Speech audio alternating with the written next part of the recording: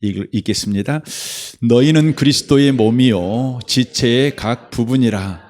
너희는 그리스도의 몸이요 지체의 각 부분이라. 아멘, 아멘. 이 말씀에 의지해서 교회는 살아있는 유기체라는 제목으로 하나님의 말씀을 전하겠습니다. 지금 우리는 교회에 대해서 계속해서 듣고 있습니다. 하나님의 교회는 그리스도가 그 머리이며 성령이 그 능력이며 세상이 그 사명이며 하나님의 나라가 그 초점인 살아있는 유기체입니다. 이 부분에 대해서 우리가 지금 몇 주 동안 계속해서 나누었습니다. 오늘은 살아있는 유기체입니다. 이 부분을 좀 나누었으면 좋겠습니다. 여러분, 교회는 죽어있는 유기체가 아니고 살아있는 유기체입니다. 그 말은 이 교회라는 것은 어떤 조직이나 건물이 아닙니다. 프로그램도 아닙니다. 어떤 의식이나 행사가 아니라 교회는 생명체라는 것을 바로 말씀해 주고 있습니다. 하나님께서 남자와 여자를 만드셨지요. 하나님의 형상으로 만들었습니다. 그러나 인간이 하나님을 버리고 떠나자 남자와 여자는 하나님의 형상을 잃어버리고 죄인이 되어버렸습니다. 그래서 인간은 죄인이죠, 죄인. 그래서 로마서 3장에 보면 의인은 없나니 한 명도 없다. 그래서 세상에 있는 모든 인류를 성경은 죄인이다 이렇게 명명합니다. 창세기 1장에서는 하나님의 형상을 가진 남자, 여자 이렇게 호칭했던 인류가 죄인 이렇게 돼버린 것입니다. 그러나 우리 주 예수 그리스도를 이 땅에 보내셔서 저와 여러분을 구원하셨습니다. 구원이라는 건 뭐냐면 회복을 했다는 것입니다. 구원은 하나님이 창조하셨을 때에 잃어버린 그것을 다시 예수 안에서 회복했다는 것입니다. 죄인이 된 인간을 회복해가지고 인류의 이름을 새롭게 지었습니다. 신인류를 주님이 창조하신 것이죠. 새롭게 창조한 신인류가 뭐냐? 바로 그것이 교회라고 하는 것입니다. 그래서 여러분, 교회는 신인류입니다. 예수 안에서 재창조한 인류가 있는데 그 이름이 뭐냐? 그 이름이 바로 교회라고 하는 것입니다. 그러니까 교회는 이런 건물이 아닙니다. 여러분이 주일날 예배드리러 올 때에 누군가가 당신 어디 가요? 그러면 교회 갑니다 이렇게 말하는데, 그 말은 여러분이 틀리게 쓴다면 여러분이 예배당에 가는 것을 교회라고 쓰고 있다면 틀린 거죠. 그러나 여러분이 교회로서 나는 또 다른 교회를 만나러 갑니다 이런 의미로 쓰고 있다면 여러분은 바르게 쓰고 있는 것입니다. 그래서 저는 여러분이 예배드리러 올 때마다 교회로 오시면 좋겠습니다. 교회 만나러 오시고 교회된 여러분이 교회를 경험하기 위해서, 교회됨을 누리기 위해서 여러분 예배 가운데 꼭 오시면 좋겠습니다. 신인류, 예수님이 새롭게 창조한 인류인 교회가 무엇인가? 하나님은 그 인류에 대해서 어떻게 대하시는가? 그 교회를 향한 어떤 목적을 가지고 계시는가? 어떻게 살라고 주님은 우리에게 요구하시는가? 이런 부분들을 여러분이 기대하시면서 늘 예배 가운데 오시면 좋겠다 이런 생각이 들어져 갑니다. 그런 측면에서 살아있다는 것이죠. 생명체라는 것입니다. 유기체는 뭡니까? 여러분, 유기체하고 대비되는 것이 있는데 그게 뭐냐면 조직체입니다. 조직체. 조직체를 가장 잘 보여주는 현장이 있는데 바로 그것이 회사지요. 회사지요. 여러분, 회사는 조직체 아닙니까? 사장이 있고 각 이사가 있고 그 밑에 부장이 있고 과장이 있고 계장이 있고 또 뭐가 있습니까? 아무튼 일반 사원이 있고 이렇게 있지 않겠습니까? 그래서 일반 회사는 이 조직으로 움직이는 것이죠. 물론 과장이 된 사람도 있고 부장이 된 사람도 있지만 사실은 회사에서는 사람으로 불리우는 것이 아니라 직급으로 불립니다. 직책으로 불리는 겁니다. 그러니까 김 과장, 뭐 이 부장, 뭐 이렇게 하는 것이죠. 그래서 그 사람이 없어도 부장이 있으면 되는 겁니다. 부장이 있으면 되는 것이죠. 여러분과 저는 회사에 오랫동안 충성을 하다 보면 여러분과 저도 모르게 착각을 하고 있는 게 있어요. 그게 뭐냐면 내가 이 회사를 위해서 이렇게 충성했으니까 나라는 사람은 이 회사에 꼭 필요해 라는 착각을 하고 삽니다. 그래서 회사가 여러분들에게 여러분이 생각하지 못했던 처우를 하면 그때 여러분은 굉장한 상처를 받지요. 굉장한 붕괴가 여러분 가운데 일어나게 될 것입니다. 그러나 여러분 회사는요, 사실은 여러분이 필요한 것이 아니라 그 직책을 해줄 사람이 필요합니다. 그러니까 언제든지 교체가 가능해요. 더 잘하는 사람이 있으면. 그게 회사입니다. 그래서 회사는 여러분이 비정하다고만 말하지 마시고 회사라는 생리가 원래 그렇게 운영이 되는 겁니다. 여러분 먹여 살리려고 회사가 존재하게 되면 여러분 그 회사는 망하게 됩니다. 여러분 회사의 목적은 뭡니까? 이익 추구 아니겠습니까? 그러면 이익을 더 많이 남기려면 여러분 회사는 어떻게 움직여야 돼요? 조직적으로 움직여야 되는 거예요. 조직적으로. 그러니까 회사는 유기체가 아니에요. 조직체입니다. 그래서 여러분 그 일을 못하는 과장님이 있으면 어떻게 해야 돼요? 그분 먹고 살리려고 계속 그분을 과장 자리에 앉혀놓아야 됩니까? 그럴 수는 없어요. 과장을 교체해야 되는 겁니다. 그래서 조직체는 언제든지 더 유능한 사람이 나타나면 여러분 바꿔버릴 수 있는 겁니다. 바꿔버려야 되는 거고요. 그러나 유기체는 그럴 수 없습니다. 여러분 유기체가 가장 현저하게 드러나는 현장이 있는데 그곳이 어디냐면 가정입니다. 가정. 여러분 가정을 보면 조직체 같이 보일 때도 있잖아요.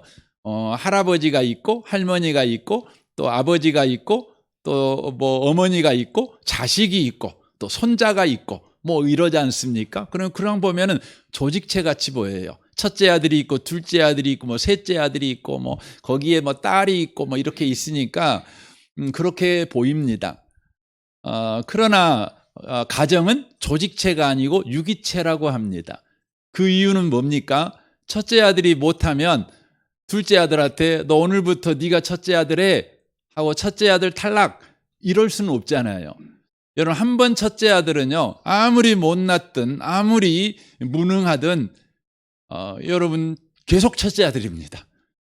계속 첫째 아들이에요. 그러는 거죠. 그러니까 유기체는 뭐냐면 대체가 불가능한 겁니다. 조직체는 대체가 가능해요. 대체가 가능해요. 이 사람 없으면 새로운 사람 뽑아고 세우면 되는 거예요. 그러나 유기체는 그럴 수 없어요. 대체가 바로 불가능하다고 하는 거죠. 이게 유기체라고 하는 것이죠. 그래서 여러분 유기체는 그 사람이 떠나면 그 자리가 채워지는 것이 아니라 그 자리가 남는 것입니다. 여러분 첫째 아들이 여러분보다 먼저 세상 떠나버렸어요. 그러면 여러분 죽는 그 순간까지 첫째 아들은 항상 여러분 마음에 살아있죠. 그렇죠. 죽어버렸다 그래갖고 새롭게 대체되는 건 아니잖아요. 이게 유기체입니다. 교회는 그렇다는 것입니다. 여러분 교회는 한번 가족으로 이렇게 묶이면 그분이 잘났든 못났든 언제나 가족입니다. 그 역할, 바로 존재로서 그곳에 머무는 것이죠. 혹 그분이 떠나도 그 자리는 언제나 비어 있는 거예요. 그러니까 사실 되게 힘들죠. 목회자인 저에게 가장 힘들고 어려운 것이 뭡니까? 여러분 교회가 조직체라면 얼마나 대체 가능하고 뭐 그래 버리면 끝나는 거지만 유기체인 까닭에 빈자리가 항상 바로 남아있는 것입니다. 항상 그 부분이 괴롭고 힘들고 고통스러운 것이에요. 이게 유기체라고 하는 것이죠. 그렇다면 왜 하나님께서는 교회를 살아있는 유기체로 이렇게 바로 만드셨을까요? 왜 생명체로 만들었고 서로가 대체 불가능한 바로 관계를 맺는 자로 그렇게 만들어 놓으셨을까요? 이것을 잘 설명하는 것이 있는데 그것이 뭐냐면 우리 몸입니다. 우리 몸. 여러분 우리 몸은요 살아있는 유기체입니다. 여러분 우리 몸에는요 간이 있고 뭐 쓸개가 있고 췌장이 있고 뭐 십이지장이 있고 심장이 있고 이렇게 각각 이렇게 장기가 있지 않습니까? 장기가 있죠. 근데 이 장기들이 다 뭡니까? 독립적으로 살아있는 것입니다. 그럼에도 불구하고 그들은 서로 깊은 연관관계를 갖고 있습니다. 그리고 대체가 불가능합니다. 그러니까 심장은 항상 심장이죠. 그리고 그 심장은 옆에 있는 사람과 깊이 있는 관계를 맺습니다. 그래서 하나님은 교회를 살아있는 유기체로 만드신 이유가 뭐냐면 바로 관계를 통해서 바로 성장하고 관계를 통해서 살아가는 바로 공동체로 교회를 바로 세웠기 때문에 교회를 살아있는 유기체로 바로 부르셨다고 하는 것입니다. 그러니까 살아있는 유기체로 불렀다는 말 그 자체가 바로 우리는 공동체 가운데 존재하는 자로 불렀다. 이게 바로 교회로 불렀다. 이런 의미가 되는 것입니다. 여러분 우리 몸에 심장이 있는데 심장 혼자는 못 살잖아요. 여러분 심장이 심장 역할을 하려면 심장만 잘해갖고 되는 일은 아니에요. 옆에 있는 간도 뭐 쓸개도 뭐 위장도 제 역할을 해야 되죠. 여러분 위암이 걸리면은요 사람이 죽잖아요. 죽는데 우리 생각에는 위암 걸리면 위만 고치면 문제가 해결될 것 같지 않습니까? 그리고 위만 아프지 않겠어요? 위만 죽으면 죽는다고 생각할 수 있죠. 그러나 몸 전체가 죽습니다. 이게 살아있는 유기체라고 하는 거죠. 그러니까 공동체로 존재하는 것이 뭐냐면 바로 교회라고 하는 것입니다. 그래서 교회로 부름받은 성도들은 신앙생활을 해갈 때 여러분 독립적인 신앙생활을 해서는 안 됩니다. 반드시 공동체적 신앙생활을 하라고 여러분을 교회로 불렀다는 것을 꼭 놓치지 마셨으면 좋겠습니다. 그러니까 홀로 된 신앙생활을 하라고 교회로 부른 것이 아니라 함께하는 신앙생활을 하라고 여러분을 교회로 불렀다는 것입니다. 그래서 교회가 살아있는 유기체입니다. 우리 옆에 계신 분한테 말 좀 해주시면 좋겠습니까? 이렇게 말씀하시면 좋겠어요. 저 혼자 신앙생활 하지 말고 당신과 함께 하라고 저를 교회로 불렀습니다. 이렇게 말씀해 주시면 좋겠습니다.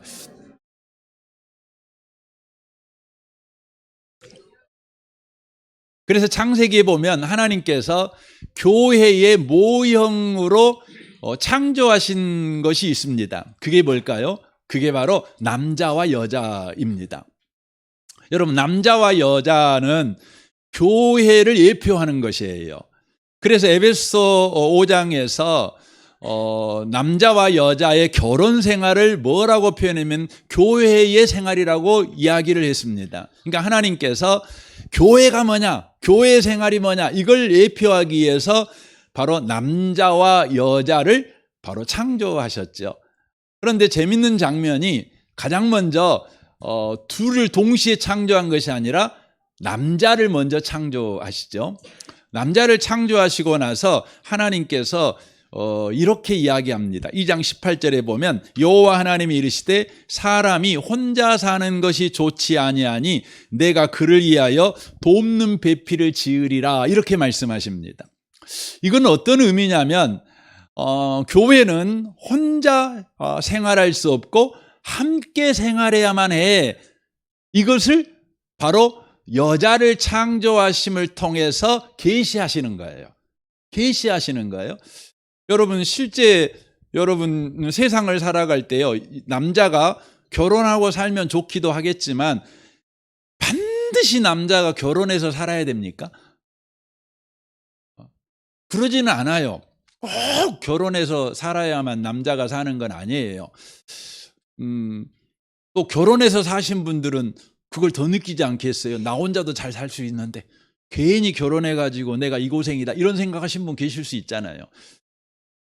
여자분도 마찬가지죠. 반드시 결혼해야만 여자가 여러분 행복하고 잘 살 수 있습니까? 여러분 그 오래 사신 분들 보면은요, 대부분 어떤 특징이 있냐면 남자가 적당할 때 죽어갖고 혼자 사시는 여자분들이 의외로 더 오래 삽니다. 오래 삽니다. 그러니까 창세기 1장에 남자와 여자를 창조하신 이유가 뭐냐? 남자는 바로 반드시 결혼해야 돼. 여자는 반드시 이걸 말하려고 하는 것이 아니라 교회를 이야기하려고 하는 겁니다. 교회를. 남자는 혼자 살 수도 있지만 여자는 혼자 살 수 있지만 교회는 절대 혼자 살면 안 돼.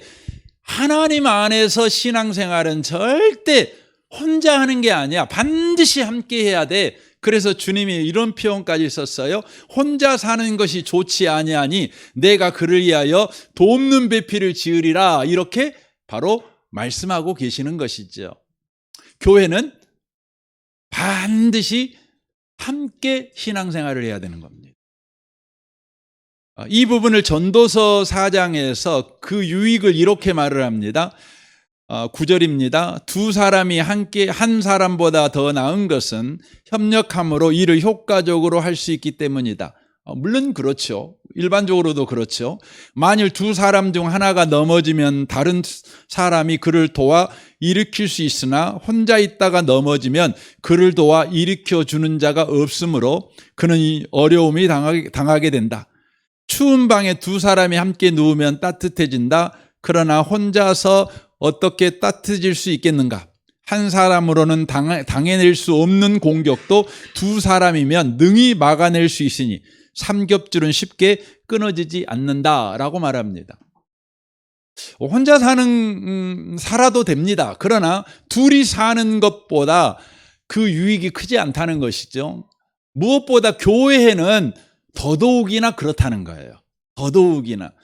그래서 여러분 교회는 반드시 함께하는 신앙생활을 저와 여러분이 해야 된다는 것이에요.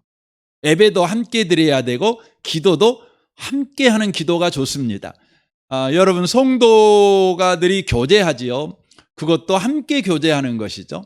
그래서 우리 교회는 여러분 그 계속해서 이렇게 순모임을 통해서 함께하는 신앙생활을 계속해서 요구합니다.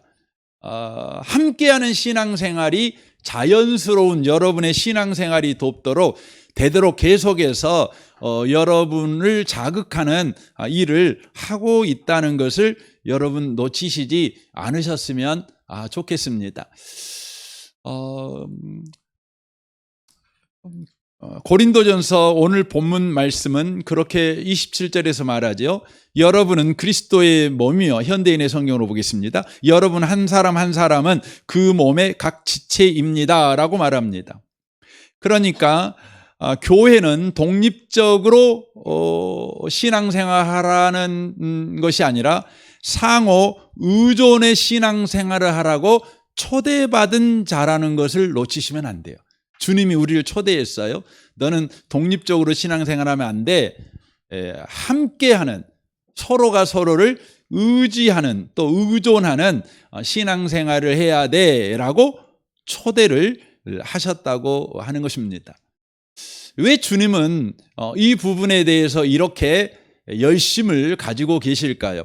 바로 그 이유는 우리가 함께하는 신앙생활 속에다가 우리가 신앙생활을 해갈 때, 가정생활에 갈 때, 직장생활에 갈 때, 또 인생을 살아갈 때에 우리에게 일어나는 문제에 대한 해답 그리고 대비책으로 바로 우리에게 함께하는 신앙생활을 바로 말씀하고 있기 때문에 그렇습니다.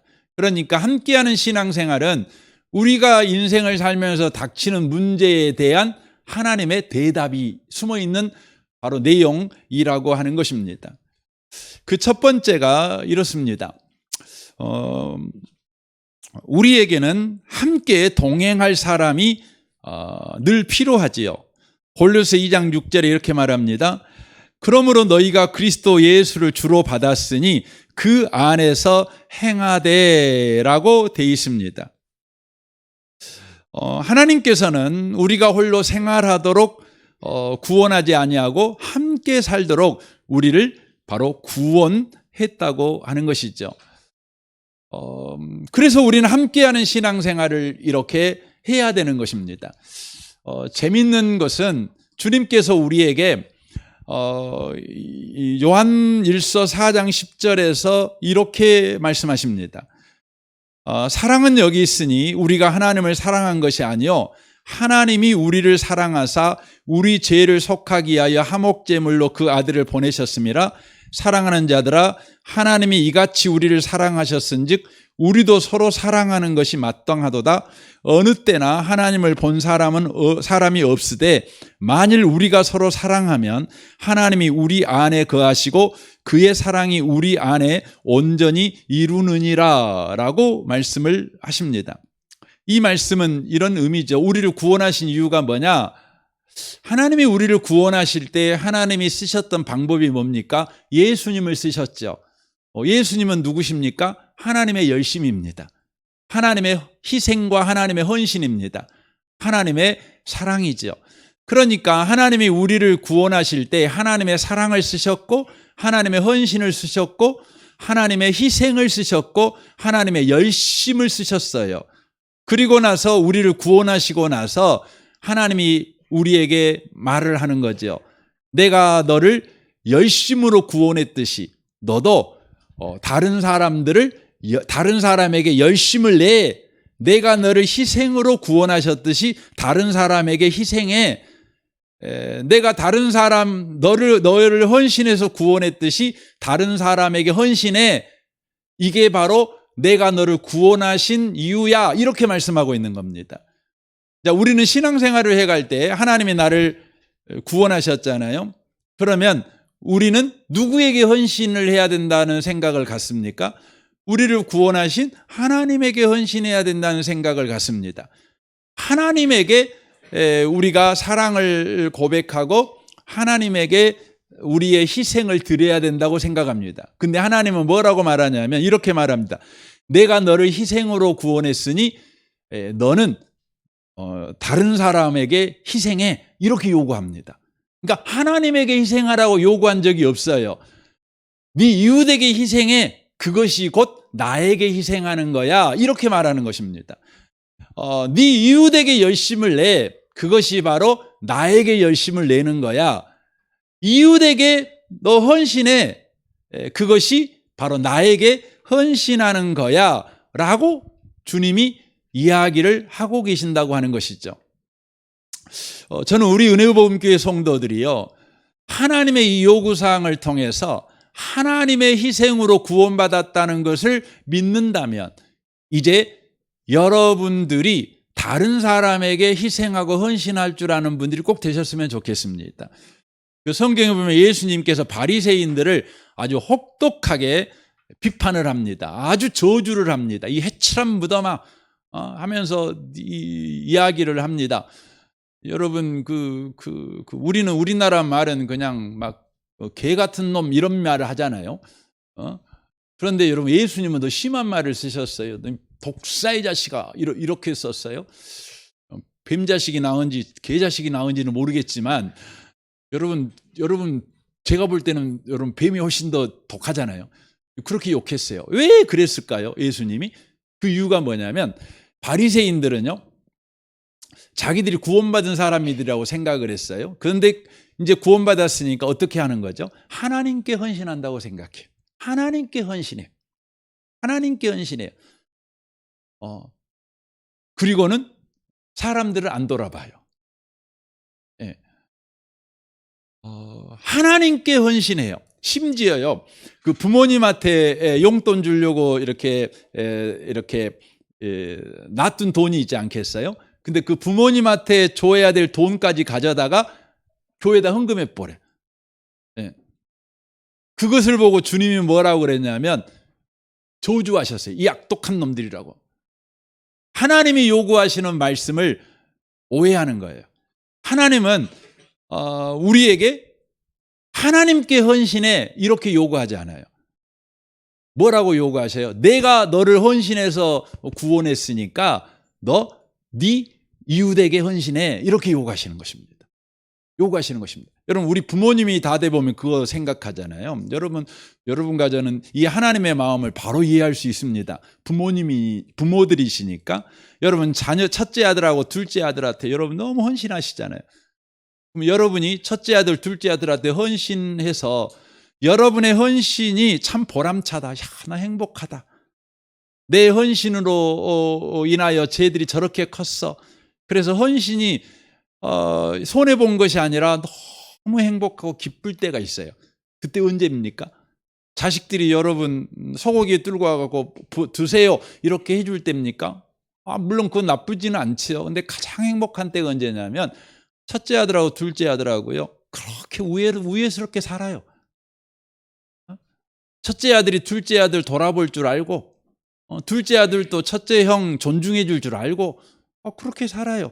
그러면 여러분 부모로서 최고로 행복한 겁니다. 내 헌신이 헛되지 않았어. 내 수고가 헛된 수고가 아니었어. 너무 행복한 거죠. 행복한 거죠. 여러분, 언제가 제일 부모로서 비참합니까? 여러분, 첫째 아들, 둘째 아들한테 죽으라고 헌신했는데 나중에 봤더니 둘이 싸움하고 보지도 않고 그렇게 살아요. 그러면 여러분, 부모로서 최고로 비극 아니겠습니까? 비극이죠. 여러분, 하나님에게 최고로 행복한 날이 언제예요? 여러분이 우리가 서로 헌신할 때예요. 서로 헌신할 때, 서로 열심을 낼 때예요. 그때가 하나님이 보시기에 가장 아름다운 때. 근데 왜 서로에게 헌신해야 돼요? 여러분, 서로에게 헌신하면은요, 저와 여러분이 끝까지 갈 수 있어요. 끝까지 갈 수 있어요. 그러니까 하나님이 그래. 내가 너에게 헌신했어. 그 헌신을 나한테 하려고 하지 말고 네 옆에 있는 형제한테 해. 그러면 너는 끝까지 갈 수 있어. 그러는 것입니다. 성경 사도행전 28장에 보면 바울이요, 이제 죄인의 몸이 돼가지고 로마에 압송당합니다. 나이가 60이 넘었어요. 당시에 평균 나이가 40살도 채 안 돼요. 근데 60살 살았으면 오늘날 평균 나이가 80살이라고 치면 여러분, 바울이 몇 살이나 먹은 거예요? 120살 먹은 거예요. 120살. 얼마나 힘들겠어요? 얼마나 지치겠어요? 근데 죄인의 몸이 돼가지고 지중해 그 배를 타고 몇 달을 항해를 해야 됐어요. 그래가지고 겨우 노마에 도착했어요. 아주 그냥 파김치가 돼가지고 노마에 도착했죠. 여러분, 몸이 약하면 마음도 약해지잖아요. 아무리 사도라고 해도, 아무리 믿음이 있는 사람이라고 해도 여러분, 몸이 약하고 먹고 못 먹고 제대로 잠도 못 자고 대우도 제대로 못 받고 그러니 얼마나 지쳤겠어요.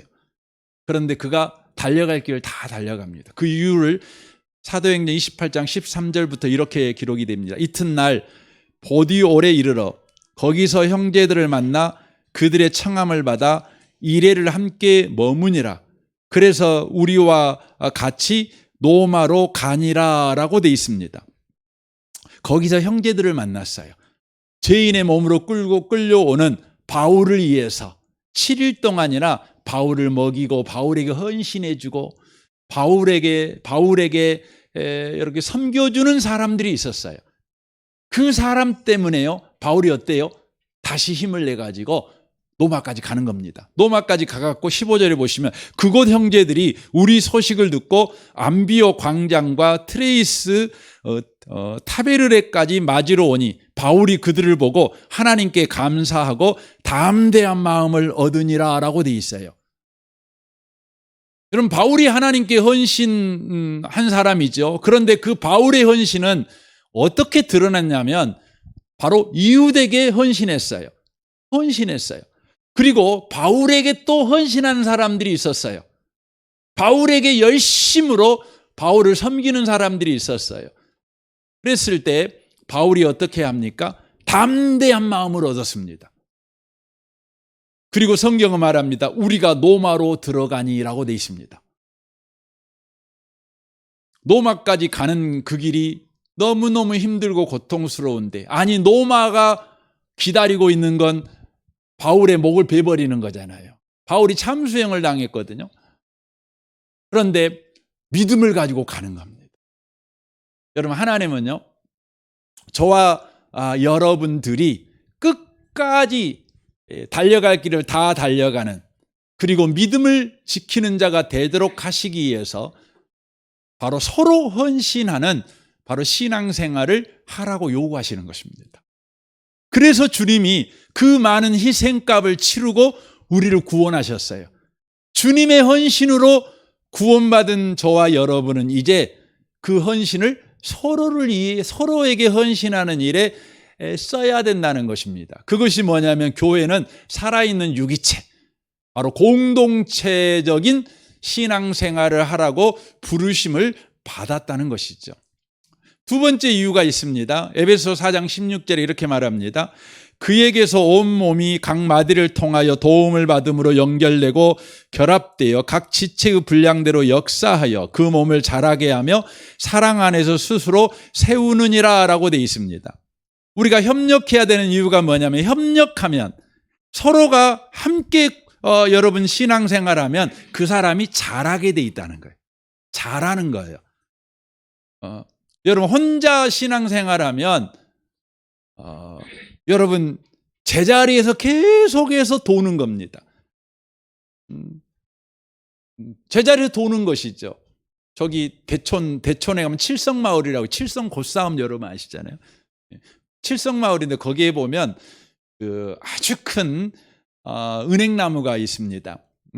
뭐 전설에 의하면 신라 말에 홍수 때 은행나무 씨가 떨어져 이게 강물에 떠내려 갖고 거기에서 심겨져 갖고 그게 자랐다고 그래요. 근데 거기에는 재밌는 전설이 하나 있는데, 그 동네에 도둑놈이 와갖고 물건 훔쳐가지고 도둑해갖고 저녁에 도망을 가는데요. 밤새 열심히 도망을 갔는데 아침에 눈을 떠보니까 그 은행나무 주변만 계속 돌고 있는 거예요. 돌고 있는 거예요. 계속 돌고만 있는 거예요. 여러분과 저의 신앙생활이요, 굉장히 열심을 내고 굉장한 열정을 가지고 신앙생활을 하는데 계속해서 그 은행나무 주변만 도는 것 같은 신앙생활이 되어질 수 있다는 거예요. 언제요? 혼자 하면 서로 연결되고 결합되면 분량대로 역사하여 그 몸을 자라게 한다고 성경은 말합니다. 함께하면 잘합니다. 그래서 여러분 말갈량이 길들이기라는 그 섹스피어의 그 소설이 있잖아요. 말갈량이 소녀를 길들이는 방법.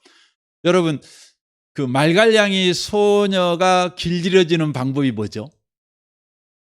어떻게 하면 길들여지죠? 여러분 보면 알잖아요. 여러분 다 처녀 시절이 있었지 않겠어요? 그런데 여러분은 어느 순간인가 사람이 됐죠. 수십 년의 시간이 지나서 시간이 가니까 사람이 된 겁니까? 아니에요. 어떻게 해서 사람이 된 거죠? 여러분이 결혼해 갔고요. 결혼해 가지고 함께 살다 보니까 여러분이 변화된 겁니다. 신랑 만나서 변화됐을까요? 그렇죠. 그러나 여러분 여자가 변화되는 것은요, 누구 만나서 변화되냐면 아들을 만나서 변화되는 겁니다. 아들 못난 여자분들은 그럼 변화 안 되냐? 여기까지 말 못하겠습니다. 그러나 여러분 그 여자를 바꾸는 건 아들이 바꿔요. 아들들이 바꿔요. 남편은 속 썩게 만들고 아들들은 아내들을 잘하게 만들어요. 함께 하는 거죠. 여러분 아빠들은 언제 속 들어요? 딸 만나야 속 드는 겁니다. 예. 그래서 여러분 그 남자들이 얼마나 부드러워져요. 여러분 아내 만나고 부드러워졌나요? 아니에요. 딸 만나고 부드러워져. 예, 사람다워져요. 남자의 얼굴에 미소가 있다는 거, 여러분 깊은 여러분 신뢰감이 있다는 거, 이거 언제 이렇게 나오게 됩니까? 딸 만나면 그러는 겁니다. 여러분 사람은 혼자 절대 잘하지 않습니다. 절대 잘하지 않습니다. 함께 할 때 잘하게 되는 것입니다. 잘하는 것입니다. 여러분 교회는 어떤 곳입니까? 잘하는 곳이에요. 잘하는 곳이에요. 제가 오늘 새가족으로 오신 우리 성도님한테 그런 부탁을 했어요. 우리 교회 와서 잘하시라고. 예. 우리 교회를 잘하게 할 필요는 없다고. 당신이 잘하시라고. 여러분이 잘할 수 있습니다. 언제요? 함께 할 때. 절대 여러분이 막 잘한 것 같아요. 성숙한 것 같아요. 근데 혼자 하자는 절대 잘하지 않습니다. 그래서 여러분, 성경의 로마서 8장에 보면 그 사랑에 관한 이야기를 합니다. 하나님의 사랑은 어떤 상황에서든지 영원하대요. 그러면서 그 사랑을 고린도전서 13장에서 사랑 이야기를 합니다. 사랑은 오래 참고 뭐 이렇게 쭉 이야기를 하죠. 근데 거기에 나온 사랑의 가장 큰 특징이 뭡니까? 그 특징이 뭐냐면 상대가 있다는 거예요. 상대가 있다는 거죠. 그 말은 뭐냐면 여러분, 사랑은 상대가 없으면 오래 참을 필요가 없어요. A를 차릴 필요도 없고 여러분 겸손할 필요도 없고 온유할 필요도 없어요. 그냥 상대가 없이 여러분이 사랑하는 사람이라면 여러분과 저의 사랑이 어떻게 정리돼야 될지 모르겠어요. 근데 성경은 사랑이라고 하는 것의 가장 큰 특징은 상대가 있다. 그래서 네가 사랑하는 사람이고 사랑해서 잘하고 있는 사람이라는 그 증거가 뭐냐? 상대가 있다는 거예요. 상대가 있어야 저와 여러분의 사랑이 말로만이 아니라 행함과 진실한 사랑이요, 바로 여러분과 저의 사랑이 진짜 사랑이라는 것을 바로 보여준다는 거예요. 그래서 교회는 저와 여러분이 잘하는 거죠. 진짜 사랑을 하는 사람으로 잘하는 거죠. 진짜 오래 참는 사람으로 잘하게 만드는 거죠. 그러려면 뭐가 필요해요? 여러분, 함께하는 신앙생활이 필요해요. 함께하는. 근데 그 함께하는 신앙생활의 대상자가 여러분들에게 오래 참음의 사랑을 하게 하기 위해서 오래 참게 만드는 역할을 하시는 분도 계셔요. 예, 그렇죠. 사랑은 견디는 것이라고, 견디는 사랑으로 사랑을 하는 사람이 되게 만들려고 여러분을 견디게 하는 사람이 여러분 옆에 있을 수 있어요. 예. 그러니까 하나님은 궁극적으로 저와 여러분들이 성장하도록 하기 위해서 함께하는 바로 신앙생활을 하라고 저와 여러분에게 바로 요구를 하고 계신다고 하는 것이죠. 베드로전서 3장 8절 9절은 이렇게 말합니다. 마지막으로 말하노니 너희가 다 마음을 같이하여 동정하며 형제를 사랑하며 불쌍히 여기며 겸손하며 악을 악으로 욕을 욕으로 갚지 말고 도리어 복을 빌라. 이를 위하여 너희가 부르심을 받았으니 이는 복을 이어받게 함이라 라고 말씀을 하고 계십니다. 복을 이어받게 하기 위해서 우리를 바로 함께하는 신앙생활로 바로 불렀다, 이렇게 말씀을 해주고 있습니다. 그러니까 여기 보시면 복을 이어받게 하기 위해서 마음을 같이하고 동정하고 누군가가 나를 사랑해주고 나를 불쌍히 여겨주고 나에게 겸손히 대해주고 복을 빌어주고 이렇게 누군가가 나에게 해줘요. 그러면 무슨 일이 벌어지냐면 내가 복을 이어받는 자가 되는 거예요. 그러니까 이 말은 이런 의미의 말입니다. 우리 이승찬 장로님이 복이 많으신 분이셔요. 근데 이승찬 장로님의 복이 저에게 흘러오게 하는 방식이 뭐냐면 저를 동정해주고 저를 사랑해주고 불쌍히 여겨주고 겸손하게 대해주시고 저를 위해 복을 빌어주면 이 장로님이 가지고 있는 복이 저에게 흘러들어온다, 이런 의미의 말입니다. 그 말은 저와 여러분이 바로 굳세게 서 있는 사람이 될 수 있게 된다, 이런 의미가 되죠. 저와 여러분이 처해 있는 상황이 만만치 않고 환경이 만만치 않지만 그런 상황 가운데서도 저와 여러분이 바로 굳게 서 있는 사람이 될 수 있다는 거예요. 여러분, 환경이 좋아야 우리는 행복한 사람들 아닙니까? 그러나 하나님은 저와 여러분이 어느 만큼 자라기를 원하냐면 어떤 환경, 어떤 상황에서도 굳게 서 있는 사람, 또 굳세게 살아가는 사람 되기를 원하십니다. 이게 바울 사도의 고백처럼 가난해도 부요해도 힘든 상황에도 좋은 상황에도 어떤 상황에서도 감당할 수 있어요. 살아낼 수 있어요. 살아갈 수 있어요. 현대인들은 못 살죠. 그래서 특별히 우리 한국 사회가 심각한 건 뭐냐면 우리 한국 사회에 너무나 많은 자살률이 있지 않습니까? 세계에서 OECD 가입국 가운데 자살률 최고라고 하지 않습니까? 그 이유가 뭡니까? 힘들면 살아내지를 못하는 겁니다. 자폭해버려, 죽어버리는 것이죠. 그러나 하나님은 예수를 믿는 저와 여러분이 어떤 환경에서도 바로 굳세게 살아가는 사람이 되기를 원하셔요. 그렇게 하려고 함께하는 신앙생활, 여러분을 축복하고 여러분을 사랑하고 여러분을 불쌍히 여기고 여러분을 위해 축복을 빌어주는 사람과 함께 신앙생활을 바로 해가기를 바로 원하신다는 것이에요. 원하신다는 것이죠. 여러분, 사람이 언제 무너집니까? 마음이 무너지면 무너지는 겁니다. 그래서 여러분, 환경이 우리를 무너뜨리는 것이 아니라 마음이 무너지면 무너지는 거죠. 그러니까 마음이 안 무너지면 어떤 환경에서도 안 무너집니다. 그래서 여러분, 전도서에서 말씀하잖아요. 무릇 지킬 만한 것보다 네 마음을 지켜라. 생명의 근원이 이에서 난다. 이렇게 말씀하시잖아요. 여러분, 아무리 좋은 환경도요, 10년, 20년 살면은요, 좋다고 생각 안 해요.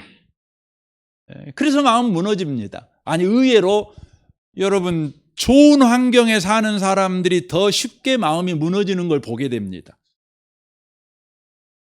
중요한 것은 내가 좋은 환경이냐 안 좋은 환경이냐가 아니라 마음이 무너지지 않는 바로 사람이 되셔야 돼요. 그 방식이 뭐냐면 함께 신앙생활하는 것입니다.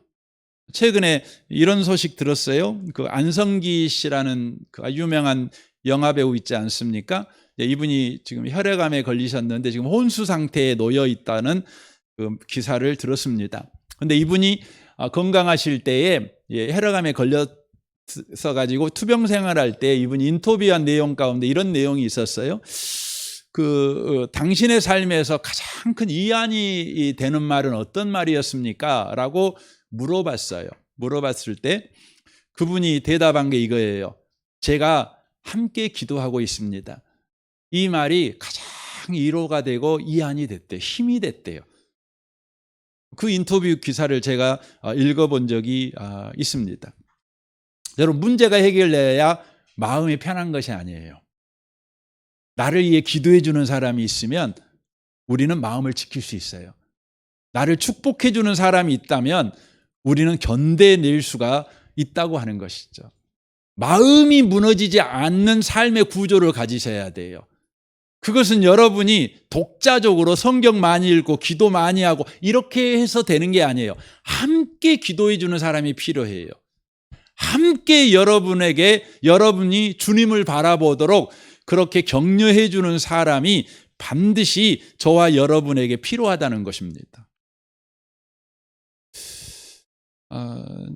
그 미국의 피부과 의사인 노버트 그레시머라는 분이 한 5,000명의 환자를 대상으로 해서 연구를 한 적이 있습니다. 환자들이 앓고 있는 이 피부병을 이렇게 조사를 해봤어요. 조사를 해봤더니 대부분 정신적 원인으로 발병한다는 것을 알게 되었습니다. 낭종으로 고생하는 환자의 27%가 정신적인 문제 때문에, 감기나 대상포진의 환자의 36%가, 또 건선 환자의 62%가, 두드러기 증상을 보이는 환자의 68%가, 습진 환자의 70%가, 가려움증을 호소하는 사람의 86%가, 피부에 사마귀가 생긴 사람의 95%가, 극심한 가려움으로 피부가 벗겨지는 상태까지 이른 환자의 95%가 대부분 정신적 원인으로 그 증상을 앓고 있었다는 것입니다. 그러니까 피부의 문제가 왜 생기냐? 마음의 문제에서 생긴다는 거죠. 마음의 문제. 그래서 성경은 정확하게 말해요. 잠언 17장 22절에 보면 마음의 즐거움은 양약이라도 심령의 근심은 뼈를 마르게 한다. 이렇게 되어 있습니다. 그러니까 마음이 즐거워야지요. 마음이 지켜져야지요. 그랬을 때 여러분 양약이 나와요. 우리의 몸과 삶을 살리는 약이 막 나오는 거 아닙니까? 그러나 마음의 문제가 생기면 거기서 독약이 나오죠. 독약이 나오고 분노한 사람들은 독약이 나오지 않습니까? 아침밥을 하거나 점심밥을 할 때 여러분 그 밥을 만드시는 분이 성질 나갖고 밥을 만드시면 안 돼요. 네? 그러면 안 돼요. 그러면 여러분 자식들한테 독약 먹이는 것이죠. 근데 여러분 마음을 어디 추스리기가 쉽나요? 쉽지 않죠. 여러분 세상에서는 마음 추스리는 방법으로 가르치는 게 뭐냐면 요가 혹은 명상 이걸 요구해요. 혼자 이렇게 그건 다 혼자 하는 겁니다. 혼자 하는 거. 여러분 혼자 하는 것은요 약간의 도움이 될란가 몰라요. 근본적인 치료는 되지 않습니다. 반드시 함께 해야 되는 것입니다. 함께 해야 되는 것입니다. 여러분을 위해서 기도해 주는 사람이 필요해요. 여러분을 위해서 축복해 주는 사람이 필요해요. 여러분을 위해서 참아주는 사람이 필요해요. 여러분을 위해서 눈물 흘리는 사람이 필요해요. 여러분을 위해서 바로 축복을 비는 사람이 반드시 필요하다는 것이에요. 필요합니다. 그때 저와 여러분의 마음이 지켜져요. 마음이 중요합니다. 그래서 여러분 마음이라고 하는 것은요 관계에서 나오는 겁니다. 마음은 감정에서 나오는 게 아니에요. 마음은 관계에서 나옵니다. 가장 근본적인 마음이 어디입니까? 하나님과 관계입니다. 하나님과 관계. 그래서 빌립보서 4장 6절에 이렇게 말하죠. 아무것도 염려하지 말고 다만 모든 일에 기도와 간구로 너희 구할 것을 감사함으로 하나님께 아뢰라 이렇게 돼 있죠. 그러니까 염려가 있을 때 감정을 억누르라 이런 말을 성경은 하지 않아요. 하나님과 관계 안으로 들어가라 이렇게 초청을 하죠. 그래서 그 초청에 응해서 기도와 간구와 감사함으로 하나님께 아랠 때에 문제가 해결되는 것이 아니라 문제 속에서도 마음을 지키는 은혜가 우리에게 임하죠. 그래서 그리하면 모든 지각에 뛰어난 하나님의 평강이 그리스도 예수 안에서 너희 마음과 생각을 지키시리라 이렇게 돼 있는데 이 말은 어떤 것이냐 이런 겁니다. 우리가 하나님과 관계가 회복이 되면 마음이 살아나요. 그러나 거기에 멈추면 이 살아난 마음이 그냥 그대로 있어요. 살아났어요. 분명히 살아나 있어요. 그러나 사람과의 관계 가운데 나아가면 그 살아난 마음이 효력을 발생해요. 이 중요합니다. 그래서 이 빌립보서 여러분 4장 좀 전에 읽었던 게 6절이거든요. 6절 7절 말씀인데 그 말씀을 5절부터 읽어보면 이게 바로 영적 순서가 그러하구나 이걸 금방 알 수 있어요. 거기 보면 이렇게 있어요. 너희 관용을 모든 사람에게 알게 하라. 주께서 가까우시니라 이렇게 돼 있죠. 그러니까 사람을 향한 태도의 근거가 성격이나 수양이 아니라 여호와 주님께 가까이 계신다는 관계의 현실, 주님이 내 옆에 계셔라는 관계에서 다른 사람에게 관용을 베푸는 사람이 되죠. 다른 사람에게 섬길 줄 아는 사람이 되죠. 그때에 침체 가운데 있는 사람에게 여러분 관용이 흘러가요. 그 마음이 주를 향하게 돼 있어요. 그 마음이 살아나게 돼 있어요. 주를 향하게 돼 있다는 거죠. 그러니까 이것이 선순환이 일어나는 것입니다. 사랑하는 성도 여러분, 우리는 함께하는 신앙생활을 해야 됩니다. 여러분 순모임이 참 오후에 예배 끝나고 하려면 시간 써야 되고 어려울 수 있습니다. 그럼에도 불구하고 하셔야 합니다. 저와 여러분들은 함께하는 신앙생활로 부르심을 받은 사람들입니다. 우리가 함께할 때요, 우리 마음이 지켜져요. 그리고 우리는 어떤 상황, 어떤 환경에서도 굳세게 서 있을 수 있는 사람이 돼요. 바로 축복이 우리 가운데 이어받는, 축복이 흘러들어오는. 그래서 저는 우리 교회에서요, 여러분 스스로 생각할 때 나는 믿음이 있어. 하나님이 나한테 믿음의 복을 주셨어. 나한테는 하나님이 돈 잘 버는 복을 주셨어. 나에게는 건강의 복을 주셨어. 이런 분들 계시잖아요. 여러분 그런 복을 받으신 분이 계신다면 여러분이요, 사람들에게 나아가서 그의 축복을 빌어주세요. 빌어주세요. 그때의 연약한 사람들이 여러분 마음이 복을 받는, 복이 그들에게 임하는 일이 벌어질 거예요. 마음이 회복될 거예요. 그리고 그분들이 또한 복 가운데 참여하게 되겠죠. 그리고 우리가 어느 순간인가, 지금은 참 충만하지만 어느 순간인가 우리가 또 다운될 때가 있겠죠. 그러면 그분이 또 우리에게 축복을 빌겠죠.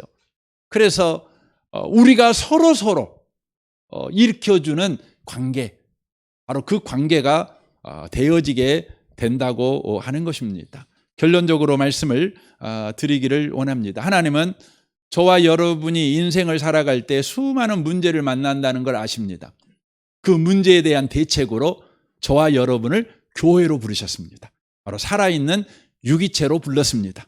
바로 함께하는 신앙생활, 함께 살아가는 바로 삶의 방식으로 여러분과 저를 부르셨다는 것입니다. 그러므로 우리는 함께 살아가야 되는 존재인 줄 꼭 기억하시고요. 꼭 함께하는 신앙생활을 여러분이 해가는 일에 열심을 꼭 내셨으면 좋겠습니다. 또 거기에 헌신하셨으면 좋겠습니다. 옆에 계신 분한테 말씀해 주시면 좋겠습니다. 당신과 함께하는 신앙생활에 헌신하겠습니다 라고 말씀해 주시면 좋겠습니다. 네, 그렇습니다. 우리 같이 한번 기도하기를 원합니다. 저는 살아있는 유기체, 함께하는 신앙생활이 살아있는 우리 교회 되게 하십시오. 그래서 삶 속에 만나는 수없이 많은 문제에서 답을 가지고 살아가는 우리 교회가 되게 하시고 모든 성도 되게 하옵소서. 우리 같이 이 시간 기도하겠습니다. 오 하나님 아버지 감사합니다. 우리를 살아있는 유기체로 부르셨습니다. 함께하는 신앙생활로 우리를 부르셨습니다. 이로 인하여 우리의 삶에 일어나는 수많은 문제에서 우리를 주님이 건지시기를 원하십니다. 주님, 중도에 포기하려는 위험에서, 무능력의 위험에서, 또 공격받을 것의 위험에서 주님은 우리를 구원하셨습니다. 마음의 이기에서 우리를 구원하시기 위하여 함께하는 신앙생활을 우리에게 요구하십니다. 주님, 우리 교회가 항상 주님의 열심으로 구원받았으니 그 열심을 이제 서로를 위해 사용하는 우리 교회 되게 축복하여 주옵소서. 역사하시옵소서. 하나님, 우리를 살아있는 유기체로 부르셨습니다. 함께하는 신앙생활, 함께 살아가는 인생으로 우리를 부르셨으니 감사합니다. 우리의 신앙생활이 함께하는 신앙생활이 되는 일에 주님 헌신하고 열심을 내도록 우리를 축복하여 주옵소서. 함께하는 신앙생활에 우리가 삶을 살아가면서 겪는 문제에 대한 해답이 숨어 있다고 말씀하셨사오니 계속해서 함께하는 신앙생활을 통해서 중도 포기의 위험에서 구원받게 하시고 무능력의 위험에서 구원받게 하시며 공격받을 두려움에서 또한 구원받게 하시며 마음이 무너질 위기에서 구원받는 그런 인생을 살아가는 우리가 되게 해 주옵소서. 어떤 현실, 어떤 상황이 주어져도 마음을 지키는 은혜를 누리는 우리가 되게 해 주옵소서. 하나님이 헌신하여 우리를 구원하셨으니 이제 이웃에게 헌신하는 우리가 되게 해 주옵소서. 주님을 찬양합니다. 예수님의 이름으로 기도합니다. 아멘. 아멘.